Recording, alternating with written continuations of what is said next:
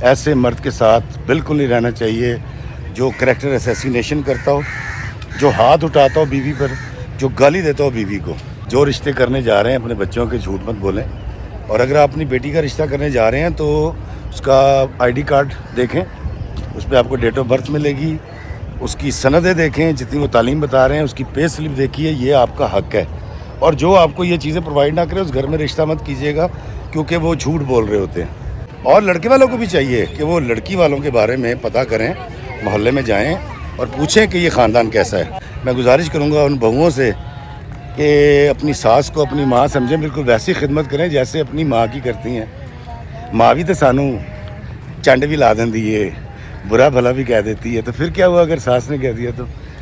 السلام علیکم میرے عزیز و قارب، میرے عزیزوں، میں ہوں افتخار رفیع، پیارے پاکستان کے سٹی آف لو لاہور سے آج موجود ہوں گلشن اقبال پارک میں۔ دوستو، کل رات مجھے میرے پیج پر لکھے ہوئے فون نمبر پہ کال آئی اور ایک میری بیٹی نے مجھ سے رابطہ کیا، اس کا نام ہے رافعہ، اور رافعہ نے مجھے اپنی ایک کہانی سنائی جو میں کچھ رد و بدل کے ساتھ آپ کی خدمت میں پیش کرنے جا رہا ہوں۔ رافعہ کے ڈیڈی جو ہیں وہ 18ویں اسکیل کے افسر تھے اور 5 بہنیں تھیں یہ، اور رافعہ سب سے بڑی تھی، اس نے پی ایچ ڈی کر رکھی تھی۔ اس کے ڈیڈی کی خواہش تھی کہ کوئی 16ویں 17ویں اسکیل کا کوئی افسر مل جائے تاکہ رافعہ کی شادی کر دی جائے، اور ہوا پھر یہی کہ ایک دن ایک رشتہ آیا اور انہوں نے کہا جی کہ اس نے بی ایس سی کر رکھی ہے بچے نے، اور اس کی نوکری جو ہے وہ 16ویں اسکیل کی ہے۔ اب رافعہ کے ڈیڈی نے سوچا کہ چلیں 16واں اسکیل کوئی برا اسکیل نہیں ہوتا، ترقی ہو جائے گی، اور انہوں نے رافعہ کی شادی کر دی۔ اب شادی پر بھی انہوں نے جو چیزیں مانگی تھیں جہیز میں لڑکے والوں نے، وہ اس سے زیادہ اس کے ڈیڈی نے دی، اور کمیٹیاں ڈال کے ادھار پکڑ کے، جو ہمارے یہاں ہوتا ہے بیٹی بیانے کے لیے۔ رافعہ ایک ہر لڑکی کی طرح اچھی زندگی کے خواب لے کر اپنے گھر چلی گئی، اور جب وہ رخصت ہو کے گھر پہنچی ہے تو رافعہ کہتی ہے کہ میری ساس بڑی غصے والی، اور پہلے دن ہی مجھے بتایا گیا کہ تم نے یہ کرنا ہے، یہ نہیں کرنا، ایسے اٹھنا بیٹھنا ہے، یہ ہمارے گھر کے رسم و رواج ہیں۔ رافعہ طے کر کے آئی ہوئی تھی کہ اس نے اس گھر میں رہنا ہے، اور ہمارے یہاں ویسے بھی بچیوں کے پاس واپسی کا تو راستہ ہوتا ہی نہیں ہماری سوسائٹی میں، تو رافعہ بھی اسی سوسائٹی سے تھی۔ وہ کہتی ہے کہ کچھ دن کے بعد مجھ پر عیاں ہوا اور پتہ یہ چلا کہ لڑکا جو ہے وہ تو بی ایس سی ہے ہی نہیں۔ تو جب اس نے یہ بات اپنی ساس سے کی کہ جی آپ نے تو کہا تھا کہ اس نے بی ایس سی کر رکھی ہے میرے شوہر نے، تو ساس نے کہا پھر کی ہوا، ایک سی کمپارٹ ہے کسی بی ایس سی ہوا نا۔ رافعہ کہتی مجھے بڑا تجسس ہوا کہ اگر یہ بی ایس سی نہیں ہے تو پھر یہ افسر بھی نہیں ہوگا 16ویں اسکیل کا، اور وہ اس تردد میں رہی، اور ایک دن اس کو پتہ چل گیا کہ اس کا شوہر جو ہے وہ 9ویں اسکیل کا کلرک ہے۔ اس کے ہاتھ اپنے شوہر کی پے سلپ آ گئی، اور اس پر اسکیل بھی لکھا ہوا تھا، اور 64,000 روپے تنخواہ لکھی ہوئی تھی۔ اس نے جب یہ بات اپنے شوہر سے اور ساس سے کی تو ساس نے بڑا برا منایا، اور اس نے کہا جی تم ہماری جاسوسی کر رہی ہو اور یہ بہت بری بات ہے۔ اس نے کہا امی آپ نے میرے ڈیڈی سے کہا تھا کہ یہ افسر ہیں، تو اس نے کہا جی کہ تُو نے رہنا رہ، نہیں رہنا تو نہ رہ۔ رافعہ نے اس کو بھی برداشت کیا کیونکہ اس نے گھر بسانا تھا۔ وہ کہتی کہ میں اپنی ساس کی ساری روک ٹوک اور شوہر کے تمام تر غصے کے باوجود یہ طے کر چکی تھی کہ میں نے اس گھر میں رہنا ہے۔ کہتی شادی کو ابھی کچھ 6 مہینے گزرے تو اس گھر کے اندر ایک بچی لائی گئی، اور یہ کہہ کر کہ یہ ہمارے دور دراز کے رشتہ دار ہیں۔ تقریباً 6 سال کی بچی تھی، اور اس کے ماں باپ روڈ ایکسیڈنٹ میں مر گئے تھے۔ اب اس کو اس کے رشتہ دار رکھ نہیں رہے ہیں، تو ہم نے سوچا کہ اس کو ہم رکھ لیں۔ تو وہ کہتی ہے کہ مجھے ساری کہانی سن کے بہت افسوس ہوا، بڑی پیاری بچی تھی، اور کہتی میں نے اس کو ماں کی طرح ڈیل کرنا شروع کر دیا کہ جیسے وہ میری اولاد ہو۔ اور 3 سال گزر گئے، اس 3 سال کے اندر جتنے ظلم و ستم اس پر ڈھائے گئے، مطلب ماں سے بات نہیں کرنی، کھانا صحیح نہیں پکاندی، ਸਾਡੇ 'ਚ ਬਹਿੰਦੀ ਨਹੀਂ ਹੈਗੀ, ਸਾਨੂੰ ਸਮਝਦੀ कुछ नहीं, ਸਾਡੀਆਂ ਗੱਲਾਂ ਮਾਂ ਨੂੰ जाके करती है। कहती है सारे मामला जो हर घर में होते हैं मेरे साथ हो रहे थे, लेकिन मैं तय करके बैठी हुई थी। तो 3 साल के अंदर उसके यहाँ 2 बच्चे हुए, और वो कहती है कि 3 साल के बाद सबसे बड़ा बम उस वक्त फूटा। कहती कि मैं इचरा में शॉपिंग कर रही थी अपनी वालदा के साथ, तो एक खातून आई और उसने आके मुझे बताया कि वो मेरे शौहर की पहली बीवी है, और मेरी सास और शौहर की जो जो आदत उसने बताई, कहती मुझे यकीन करने में कोई तामुल महसूस नहीं हुआ, क्योंकि वो सारी आदत वही थी। तो पता चल गया कि ये मेरे शौहर की पहली बीवी है। और फिर उसकी वो जो खातून मिली थी उसने भी शुक्रिया अदा किया। उसने कहा मुझे पता है कि मेरी बेटी को तू बहुत अच्छी तरह पाल रही है। तो तब उस पर ये राज अफशा हुआ कि जो बच्ची हमारे घर में है वो शौहर मौसूफ की पहली बीवी की बेटी है, मतलब शौहर की बेटी है।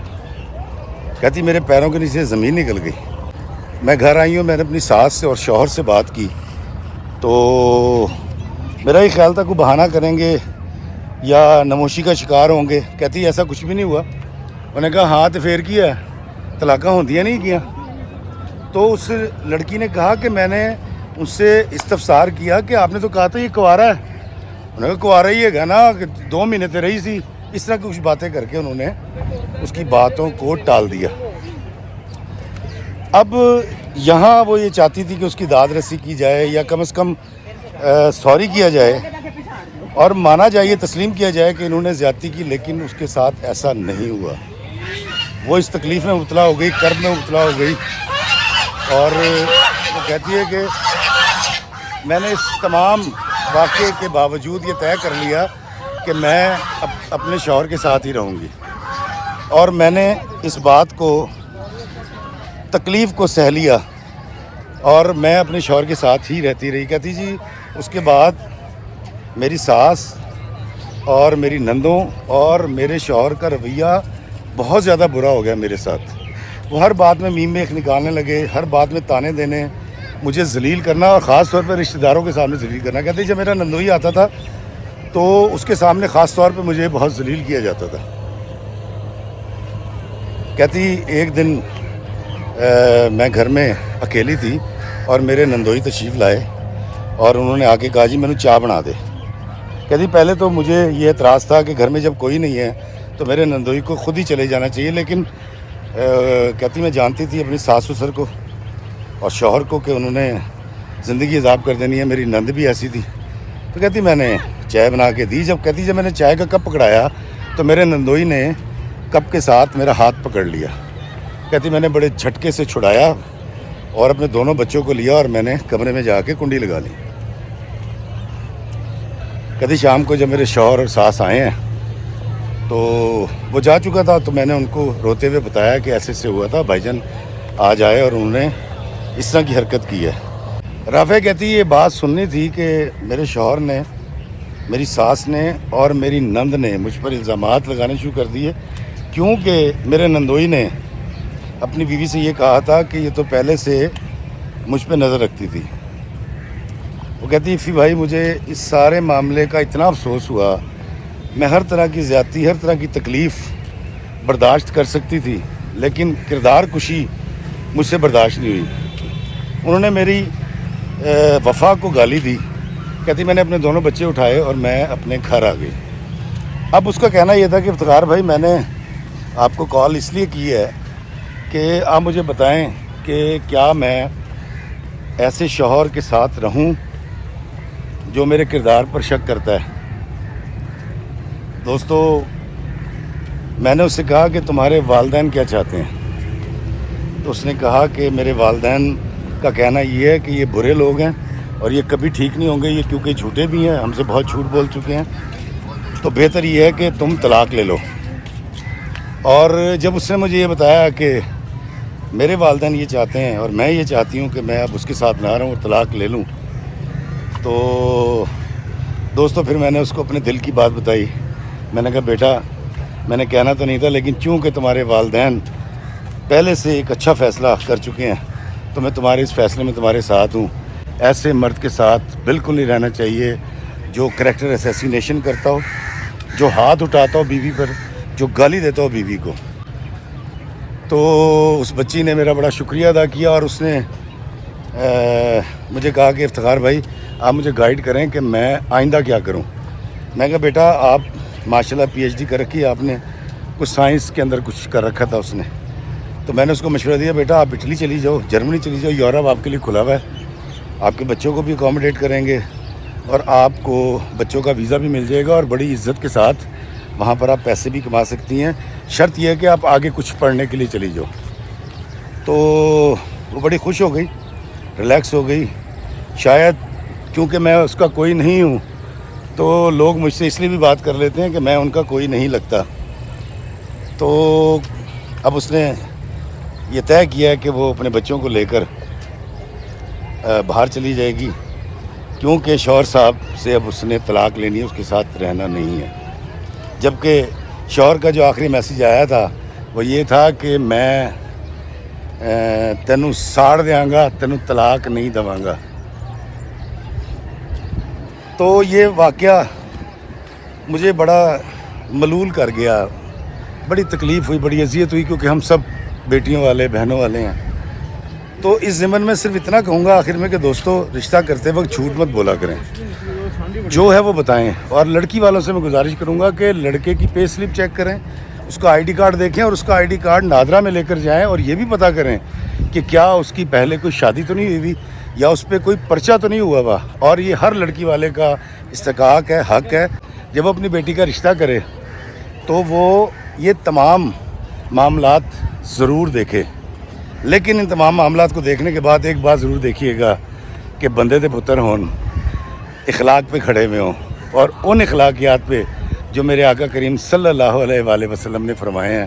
تو آنکھیں بند کر کے بیٹی دے دیجیے گا. عید آنے والی ہے, میں گزارش کروں گا بہوؤں سے کہ اپنی ساسوں اپنے شوہر سے معافی مانگے, اپنے گھر جائیں, وہ بیٹیاں جو گھر بیٹھی ہوئی ہیں.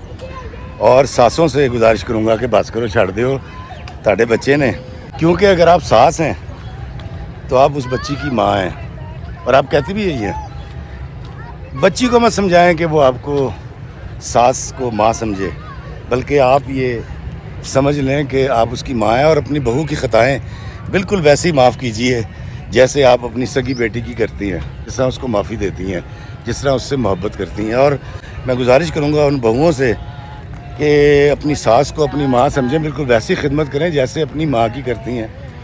ماں بھی تو سانوں چنڈ بھی لا دیندی ہے, برا بھلا بھی کہہ دیتی ہے, تو پھر کیا ہوا اگر ساس نے کہہ دیا تو. اور جو شوہر ہیں ان سے میں گزارش کروں گا یار غصہ نہ کریا کرو, پیار دے نال رہو. اگے عید آ رہی ہے, عید جڑی ہے بیوی بچیاں دے نال ہی چنگی لگتی ہے تے بھیناں بھراواں دے نال چنگی لگتی ہے. تو اگر آپ کے بہن بھائی بہو داماد کوئی بھی ناراض ہے تو جائیں ان کو جا کر منائیں, کیونکہ اپنوں کے بغیر عید اچھی نہیں لگتی.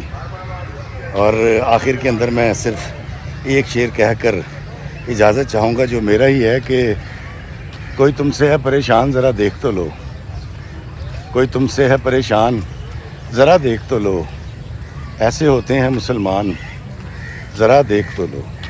اللہ میں آسانیاں عطا فرمائے اور آسانیاں تقسیم کرنے کا شرف عطا فرمائے, آمین. السلام علیکم ورحمۃ اللہ وبرکاتہ.